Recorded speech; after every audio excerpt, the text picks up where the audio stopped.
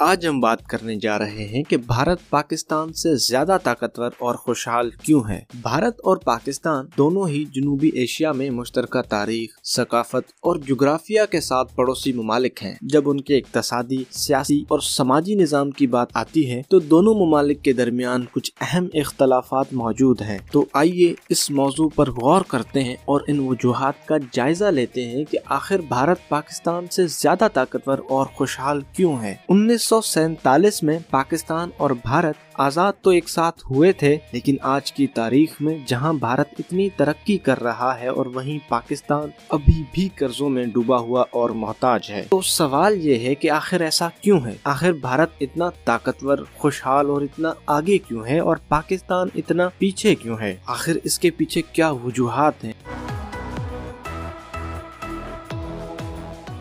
سب سے پہلے ہم بات کرتے ہیں ان ممالک کی اکانومی کے بارے میں۔ بھارت دنیا کی 5ویں سب سے بڑی معیشت ہے، جبکہ پاکستان 42ویں نمبر پر ہے۔ پاکستان کی جی ڈی پی $330 بلین ہے، جبکہ بھارت کی جی ڈی پی $3 ٹریلین ہے، جو کہ پاکستان کی جی ڈی پی سے تقریباً 10 گنا زیادہ ہے۔ پاکستان کی گرتی معیشت ایگریکلچر اور ٹیکسٹائل پر منحصر کرتی ہے، جبکہ بھارت کی معیشت کو service sector, I T department, education department اور بالی ووڈ ایک اسٹیبل معیشت بناتے ہیں۔ اکانومی کے بعد بھارت کا انفراسٹرکچر ہی بھارت کی ترقی کا سب سے بڑا راز ہے۔ بھارت نے حالیہ برسوں میں ہی اپنی سڑکوں، ریلوے، ہوائی اڈوں اور بندرگاہوں سمیت بیسک انفراسٹرکچر کی ترقی میں بہت زیادہ انویسٹمنٹ کی ہے، جس کی وجہ سے اکنامک گروتھ میں مدد ملی اور وہاں کے لوگوں کا معیار زندگی بھی بہتر ہوا ہے۔ دوسری جانب پاکستان کا انفراسٹرکچر نسبتاً کم ترقی یافتہ ہے، جو معاشی ترقی کی راہ میں رکاوٹ ہے۔ It's the world's biggest exercise in democracy, electing representatives in the lower house of the Indian Parliament and choosing a new government. اگر پولیٹکس کی بات کی جائے تو سیاست بھی قوم کی ترقی میں ایک اہم کردار ادا کرتی ہے۔ بھارت دنیا کی سب سے بڑی جمہوریت ہے اور اس کا پولیٹیکل سسٹم بہت اسٹرانگ ہے۔ بھارت کا کانسٹیٹیوشن اپنی پولیٹیکل اسٹیبلٹی کے لیے ایک پراپر فریم ورک فراہم کرتا ہے، جو اقتدار کی تبدیلی میں امن کی اجازت دیتا ہے۔ دوسری جانب پاکستان میں پولیٹیکل انسٹیبلٹی کا رواج رہا ہے، جس میں آج تک کسی بھی وزیر اعظم نے اپنی 5 سالہ مدت مکمل نہیں کی۔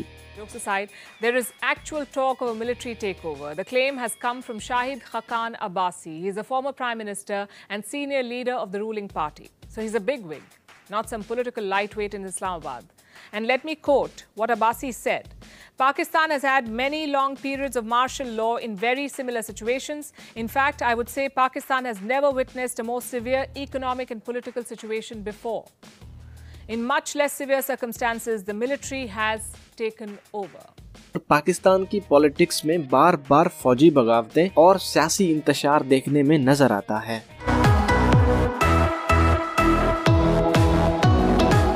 کون سا ملک کتنی ترقی کر رہا ہے اور کتنا خوشحال ہے؟ اگر یہ جاننا ہے تو لازم ہے کہ اس ملک کا لٹریسی ریٹ دیکھا جائے، اور اگر ہم ان ممالک کے لٹریسی ریٹ کی بات کریں تو بھارت کا لٹریسی ریٹ 74% ہے، جو کہ ابھی بھی ہر سال بڑھ رہا ہے، اور وہیں پاکستان کا لٹریسی ریٹ 60% سے بھی کم ہے۔ یہی وجہ ہے کہ دنیا کی تمام بڑی کمپنیز کے CEO کا تعلق بھارت سے ہے۔